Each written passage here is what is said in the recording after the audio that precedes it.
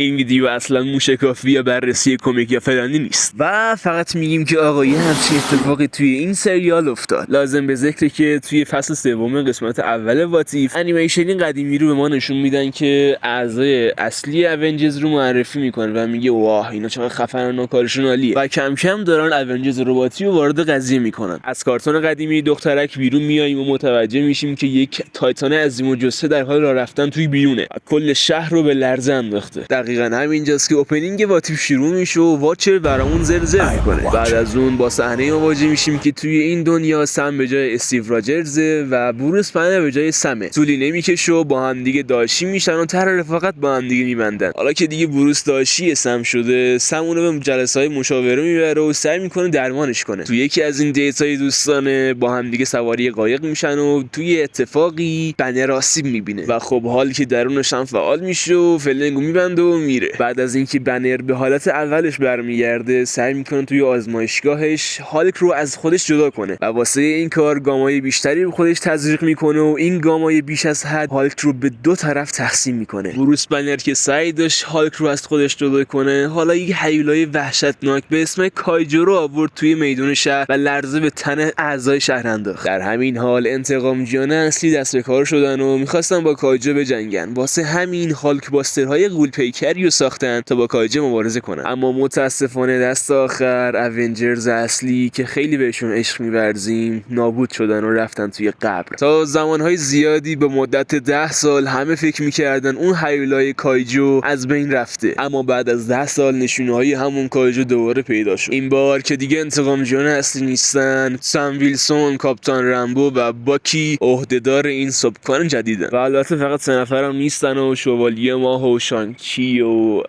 زن تیچالا و دیگه براتون بگم اون یارو کاپیتان قرمزم تو گروهشونه. مثل اینکه 2 نفر از این دوستان عزیز میرن سمت همون انرژی که کاجو از خودش رها کرده و میبینن توی قطب شمال یا قطب جنوب داره میاد بیرون. یک کمکی قلقلکی با هم دیگه مبارزه میکنن، اما خب مسلما از اون کایجوی قدرتمند شکست میخورن. بعد از اونم سم میره پیش بروس بنر که توی جزیره بوده و میگه آقا کمکم کن این کایجو بیسابی که درست کردی و شکستش بدم، یه بار برامشون نابودش کنم. منم چوس میاد و میگه نه من دیگه دوست ندارم به هالک تبدیل بشم و فلان اینا. ولی بعد از چند دقیقه گفتگو یه فلش بهش میده که با سیستمی تمام مهندسی شده تمام اون هالک باسترها رو به هم دیگه وصل میکنه و یک انرژی واحد قدرتمند تولید میکنه. با تمام این علمشنگی به پا کردنا باز هم اون ربات قدرتمندی که سم ساخت نتونست حریف کایجو بشه. بعد از اون خیلی اتفاقی اصلا ببین خاص خدا بود، بروس بنر سوار هواپیما شد و با یه بمبی که کلش از گاما بود خودشو منفجر کرد و به یک هالک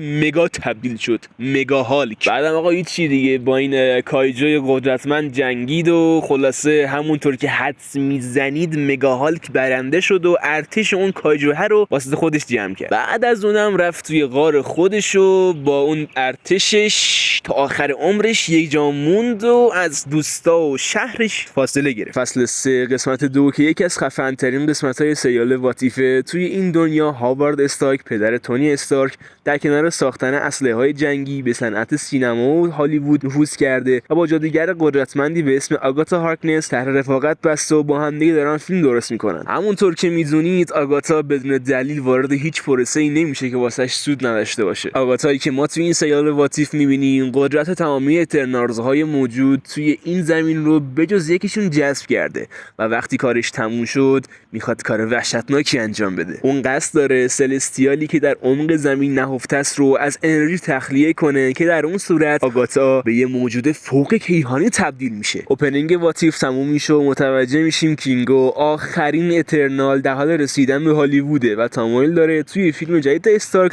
نقش آفرینی کنه، اما این اومدنش اتفاقی نیست. کینگو که متوجه نقشه آگاتا و عدم حضور بقیه جاودانگان شد قصد داشت آگاتا رو از کاری که میخواد بکنه منصرف کنه. بعد از چندین دقیقه طاقت فرسا آگاتا کینگو رو راضی میکنه که میگه آقا من نیروهاتو میخوام واسه خاطر اینکه کره زمین رو از دست این سلستیال نجات بدم. خلاصه کینگو قبول میکنه و قدرتش رو به آگاتا تقدیم میکنه و بعد از اون آگاتا یه راست میره سراغ بیبی سلستیال و انرژیش درجه خوش میکنه. در همین فرآیندی که آگاتا در حال خوش کردن انرژی سلستیال بود، آریشم یکی دیگه از سلستیال ها از این موضوع باخبر میشه و چمدونش رو به سمت زمین جمع میکنه. حالا آگاتا تمام سلستیال رو جذب کرد و در همین حالم آریشم پشت سر آگاتا ظاهر میشه و ما شاهد یه فایت سلستیال فرم میشیم و در نهایت آگاتا پیروز میدان شد. با قدرتی که آگاتا از اون آریشم و اون بیبی سلستیال به دست آورد میتونه کل یونیورس رو تخریب و از نو اونطوری که دلش میخواد بسازه. اما کینگو که یه جورای رابطه عاطفی با آگاتا پیدا کرده بود، آگاتا رو از تخریب کل کیهان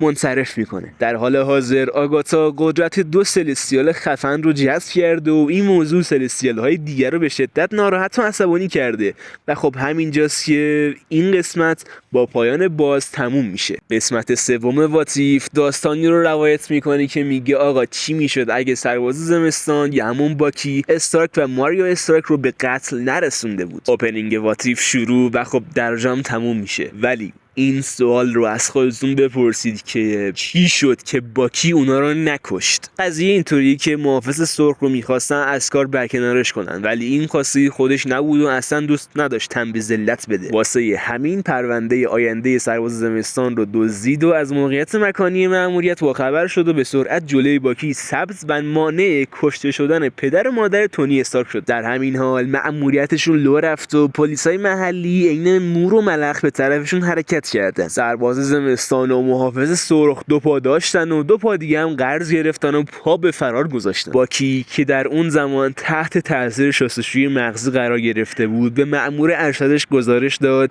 که از 3 تا سرم ابر انسان فقط 1 سال مونده. افسر ارشدش هم بهش گفت که اوکی، ولی برای برگشت بعد خودتون یه راهی پیدا کنید چون مأموریت لو رفته. یه تعقیب و گریز حسابی شکل میگیره و ما با مأمور سابق شیلد که به تکنولوژی انتمن هم دستش داره مواجه میشیم. الکسی خیلی به کشورش یعنی روسیه ایمان داره و پیش خودش فکر میکنه تمام آدمای روسیه آرمانهای درستی رو دنبال میکنن، اما بعد متوجه میشه که اون کسی که میپرسته برخلاف تمام باورهاش داره عمل میکنه و درجا مرتیکه عوضی رو از پنجره پرت میکنه بیرون. در همون لحظه مامورای روسیه به همون اتاق نفوذ میکنن و خواستار شکار سرباز زمستان و محافظ سرخن. اونا پا به فرار میذارن و حالا ارتش آمریکا و مأمور شیلد که تکنولوژی انتمن رو در اختیار داشت برای دستگیری این 2 نفر دست به کار شدن و ولی بازم اونا فرار کردن. عجب سرتقایی هستن. در نهایت توی انبار قدیمی حبس شدن و مأمورای روسیه‌ای موهاشونو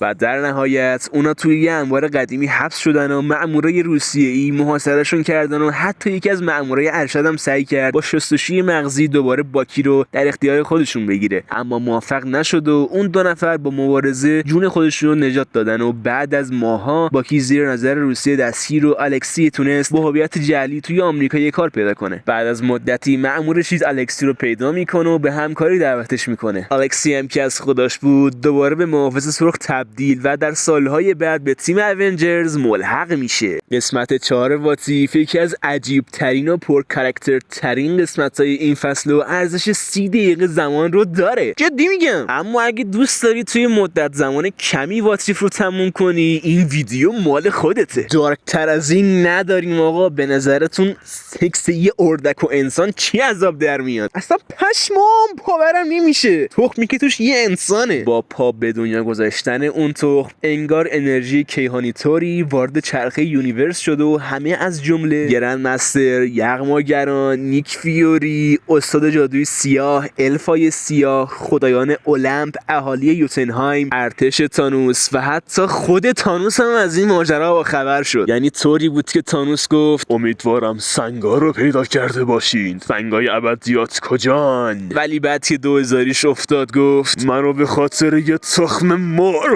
احضار کردین. از تانوس که بگذریم داستان داشت همینطوری قارشمیش پیش میرفت که یک دفعه تخم اردک انسانی شروع به درخشش کرد و در هوا معلق شد و بنگ بنگ هر کی به اون تخم نزدیک میشد جزاله میشد تا اینکه سیر جمعیت گسترده شد و تخم ترک خورد و بچه شروع به بیرون اومدن کرد و واو بچه‌شون جادوییه. خلاصه به صورت کلیشه‌ای طور همه چی به خیر و خوشی تموم شد و بچه رو به تخت خواب میبرن میکنن و همینجاست قسمت 4 واتیف تموم میشه. آینده دارکوشوم که به شدت تهدیدآمیز و این پیام رو میرسونه که چی میشد اگه سلستیالی که داخل زمین در حال رشد بود ناگهان پدیدار بشه و از اونجا به جایی که مقدر شده سفر کنه. سلستیال بیرون رفت و حالا ما با یه سیاره متلاشی شده روبرو هستیم که داخل این سیاره هرج و مرج‌های بسیاری در حال وقوع هستن. همیشه خدا آدمایی مثل کوینتین بیک مهندسی باهوش و زبردست وجود دارن که از فرصت سوء استفاده میکنن و خب قدرت با دزدیدن فناوری یکی دیگه مثل تونی استارک توی دستشون میگیرن. کوینتین که دشمناش متفقین اسگذاری کرده بود امیدواره که قبل از مرگش تمامی متفقین رو شکن کنه و قدرت برتر رو در اختیار خودش بگیره. و اما همینجاست که قهرمان این قسمت سر و کله‌اش پیدا میشه. دختری به اسم ریری ویلیامز که سعی میکنه با استفاده از دلال‌ها قطعاتی رو برای سلاحی که وایت ویژن رو به زمان در میاره بسازه، ولی در اثر خیانت نقشش با شکست مواجه میشه و توی همین مسیر یارانی رو پیدا میکنه که اونا هم خواستار شکن کردن کوینتین بیک هستن. همون گروهی که ریری ویلیامز رو از دست وایت ویژن نجات دادن با کمی گفتگو به این نتیجه رسیدن که با استفاده از منابع و تجهیزاتی که در اختیار دارن میتونن سلاحی رو با توانایی ریری به سرانجام برسونن که دخل وایت ویژن رو بیاره. متاسفانه توی همون روز موقعیت مکانی این گروه کوچیک لو میره و اونا فقط 7 دقیقه تایم دارن که با وایت ویژن روبرو بشن. در خلأ ناامیدی و ناباوری ریری موفق میشه سلاح رو تکمیل و وایت ویژن رو شکست بده. بعد از این بتل ناراحت کننده و کشته شدن تمامی افراد جسد ویژن رو داخل کشتی والکری و با هم عازم جایی میشن که کوینتین در اونجا همه چیز رو تحت کنترل گرفته. در همین موقع ما چندین بار واچر رو میبینیم که از پایان این داستان خبر داره و حتم داره ریری توی مبارزه با کوینتین به قتل میرسه. از واچر که بگذریم، ریری با استفاده از ویژن خودش رو تبدیل به یه انسان سینتروزوید کرد و با قدرتی که در اختیار داشت گروهی به مقر کوینتین یورش بردن و طی فرآیند طاقت فرسا نیروی ریری تحلیل و تمامی گروه به کام مرگ رفتن. متوجه میشیم از زمانی که ریری سیستمش رو آنلاین کرد به کوینتین دسترسی کامل رو عطا کرده. کوینتین در آستانه مرگ به سر میبرد و با دیدن فناوری ریری به وجد اومد و خواست بدن پیر خودش رو با بدن ویژن که تن ریری بود تعویض کنه. این امر در صورتی که باید ریری جون خودش رو از دست بده. واچر رو میبینیم که افسوس میخوره و از این پایان ناراحته. برای همین موضوع با ریری صحبت میکنه و اراده ریری رو برای جنگیدن با کوینتین دوباره برمیگردونه و ریری قدرت رو مال خودش و کوینتین همونجا دار فانی رو ودا میکنه. ریری نماد اونجرز رو به بزرگترین شکل ممکن به مردم جهان نشون میده و امید رو برمیگردونه. حالا همه چی به خوبی خوشی تموم میشه. اما در اون طرف داستان در بعد پنجم متوجه میشیم 3 واچر دیگه در حال نگاه کردن واچر خودمون هستن و از دخالت اون توی مولتیورس به شدت عصبانی و خشمگینن. قسمت 5 واتیف تموم. در قسمت 6 واتیف به درون فضای غرب وحشی پرتاب میشیم. توی این یونیورس شانگ-چی رزمیکار قهاریه که در کنار کیت بیشاپ هفت‌تیرکش به مبارزه علیه یک جرم و جنایت تن دادن. حالا در این ماجرا خواهر شانگ-چی ژو ژالینگ طی فرآیندی با خبیثی به اسم هود روبرو میشه و از اون موقع به بعد دیگه اثری از خواهر شانگ-چی نمیبینیم و شانگ-چی هم مسلماً دنبال خواهرشه. شانگ-چی و بیشاپ با پسری به اسم جونفان آشنا میشن که از تخریب محلشون توسط هود جون سالم به در کرده و با شانگ-چی و کیت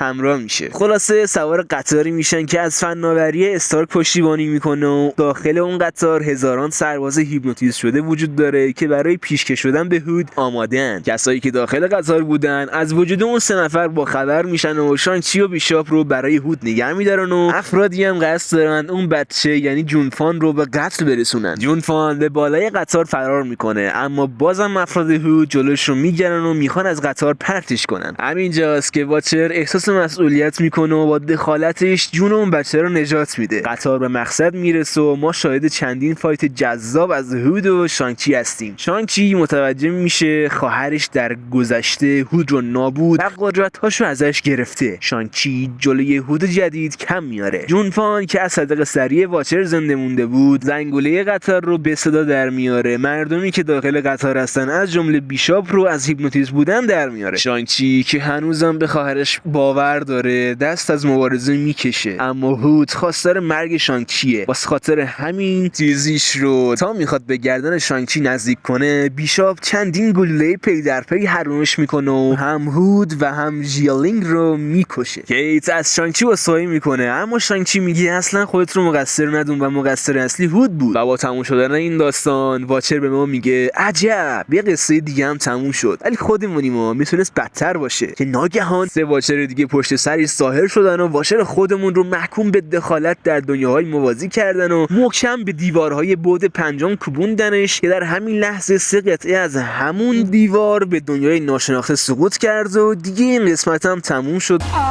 am Storm, goddess of thunder, mistress of the cosmic element. 2 قسمت نهایی و پایانی واتیف که به هم مرتبط هستن با هیولای جهانخوار میانبودی شروع میشه که در دنیای 625 در سیاره زاندار در حال تخریب اونجا بود که ناگهان سر کله کاپیتان کارتر، بردی اردکی که در موردش با هم دیگه بحث میکنیم، کاهوری و سلطان عناصر میانبودی خانومم استورم اونجا ظاهر میشن. خلاصه گروهی میزنن جر میدن اون هشپا رو با قدرت. من دلم بعد از فایتشون با اون 8 با گرم صحبت بودن که شیشه هایی از بعد نظارتی واچر، یعنی همون بعد 5 دقیقاً زیر پاشون فرود میاد و متوجه میشن برای رفیقشون واچر اتفاقی پیش اومده. اوپنینگ واتیف این بار طور متفاوتی شروع میشه و به جای اینکه همون جملات قبلی رو بشنویم، یک نفر دیگه از واچرها با لقب متعالی به ما میگه خطرناکترین سوال اینه که بپرسیم چه میشد اگر. که همچین حرکتی نشون دهنده اینه که دیگه واچر خودمون در دسترس نیست. 3 واچر دیگه واچر خودمون رو به قل زنجیره انرژی کیهانی به بند بستن و دارن به خاطر دخالت هایی که واچر مسئولشون بوده محکومش میکنن. کاپیتان کارتر و باقی گروه بعد از این همفکری سنگین اول تصمیم میگیرن با اختراعات بردی و دوم با طلسمای استورم وارد بعد 5 بشن، اما این اقدامات تنها به نابود شدن 2 قطعه از 3 قطعه دیوار 5 منجر شد. مکالمات زیادی رو پشت سر میذاریم و تیم کاپیتان به این نتیجه میرسن که از گذشته درس بگیرن و برای ورود به بعد 5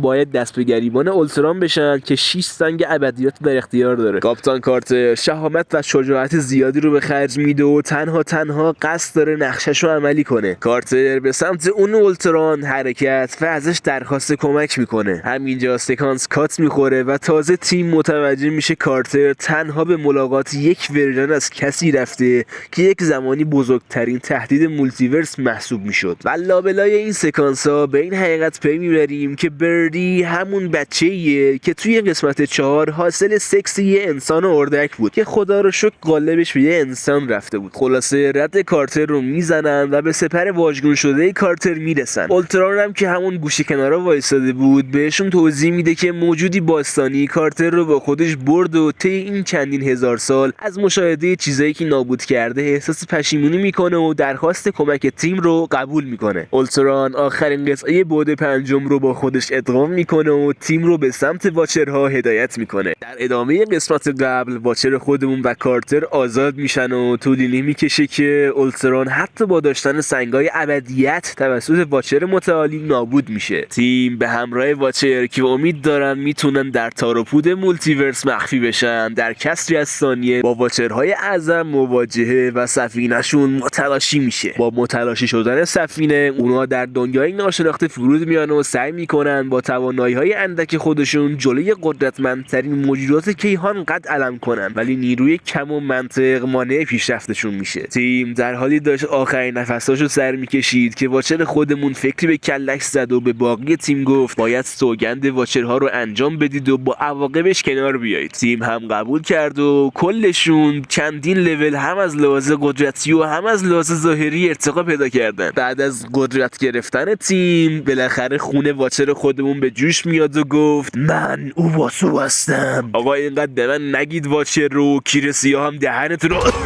در ادامه شاهد دقایقی از فایت‌های کیهانی چندین موجود کیهانی میشیم و اینطور به نظر میومد که انگار تیم اوباتو داره پیروز میشه، اما توی این میدون تجربه حرف اول رو میزد. اون 3 واچر از قدرتی استفاده کردن که این ترفند رو هیچ وقت به اوباتو آموزش نداده بودن و اوباتو هم هرگز واسه همچین چیزی آماده نبود و نمیدونست باید چه کاری انجام بده. قدرتی که اون 3 واچر اعظم قادر به آزاد کردنش بودن به اونا این اجازه رو میداد که تمام نسخه های موجود در یونیورس فرد مورد نظر از دنیا به طور کامل پاک بشه که به همین ترتیب سر تیم داشت همین بلا میومد. کاپیتان کارتر که علاقه نداشت دوباره عزیزانش رو از دست بده، به واچرها نزدیک و خودش رو فدا کرد. فداکاری کارتر به ثمر نشست و واچرهای اعظم رو به دنیایی هدایت کرد که قدرتشون توی اون بود کاملا بی اثر خواهد بود. بالاخره واچرهای اعظم شکست رو پذیرفتن و تسلیم اراده اوباتو برای ادامه زندگی شدن و انگار یه جورایی توی همون دنیایی که نیروهاشون کار نمیکنه تبعید شدن، چون بهمون نشون نداد که بعد از اون چه اتفاقی براشون میفته. خلاصه سکانس آخر واتیف اینطوریه که کل تیم سپر کاپیتان کارتر رو گرفتن و آرزو دارن ای کاش کارتر پیششون بود. سپر به جای در ناشناخته به پرواز در میاد و کم کم محو میشه. تقریبا میشه گفت که حرفای پایانی اوباتو ما رو به این درک میرسونه که کارتر هنوز زنده است و به موجودی فرای آنچه میدونیم تبدیل شده. نکته جالبش اینجاست که اندینگ سریال واتیف دوباره با صدای اوباتو پخش میشه و این بار ما با داستانهای گسترده تری مواجه هستیم و چیزای بیشتری برای به نمایش گذاشتن وجود داره. حتی ممکنه برای فصلهای بعدی تمدید یا احتمالاً در ادامه این روند با کمیک های مرتبط روبرو بشیم. ممنونم که با این کالکشن با هم همراه بودی. خداحافظ.